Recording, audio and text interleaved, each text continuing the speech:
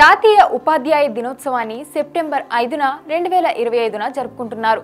విద్య కేవలం జ్ఞానాన్ని అందించే సాధనం కాదు, నాగరికతకు పునాది. భారతదేశ నేల అనేక విద్యా కేంద్రాలను అందించింది.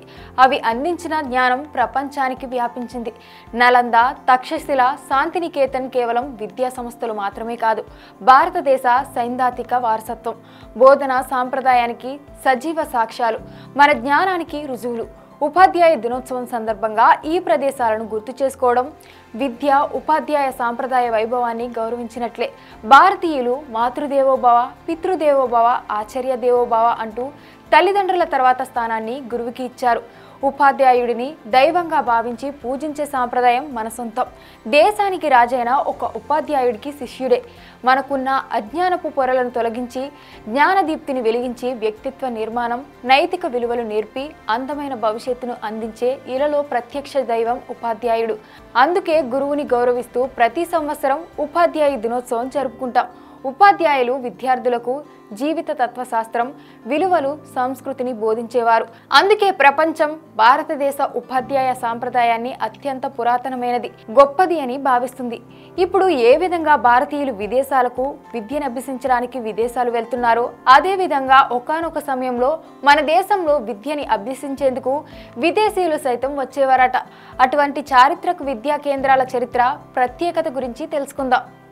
ఈ ఉపాధ్యాయ దినోత్సవం నాడు నలంద, తక్షశిల, శాంతినికేతన్ వంటి చారిత్రక విద్యా సంస్థల గురించి తెలుసుకుందాం.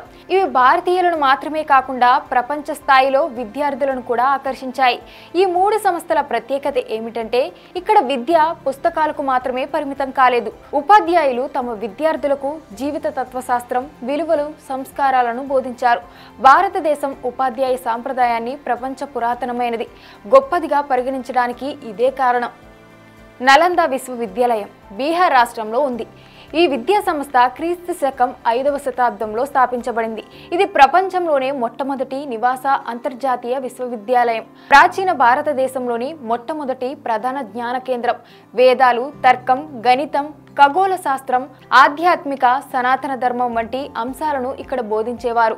దీనిని జ్ఞాన సముద్రం అని పిలిచేవారు. మన దేశం నుంచి మాత్రమే కాదు, విదేశాల నుంచి వేలాది మంది విద్యార్థులు, ఉపాధ్యాయులు ఇక్కడ చదువుకోవడానికి వచ్చారు. నలంద భారతదేశ విశ్వవిద్యాలయంలో China, Mongolia, Tibet, Korean, Asia దేశాల వంటి విదేశీ దేశాలకు చెందిన విద్యార్థులను ఆకర్షించింది. నలంద విద్యా కేంద్రంగా మాత్రమే కాదు, ప్రపంచాన్ని ఏకం చేసే చిహ్నంగా కూడా ఉంది.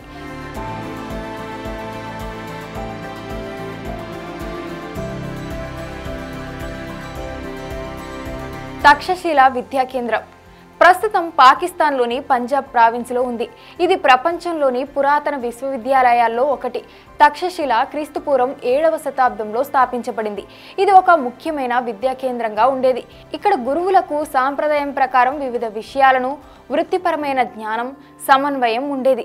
ఇక్కడ 10,000 కంటే ఎక్కువ మంది విద్యార్థులు, 200 కంటే ఎక్కువ మంది ఉపాధ్యాయులు ఉండేవారు.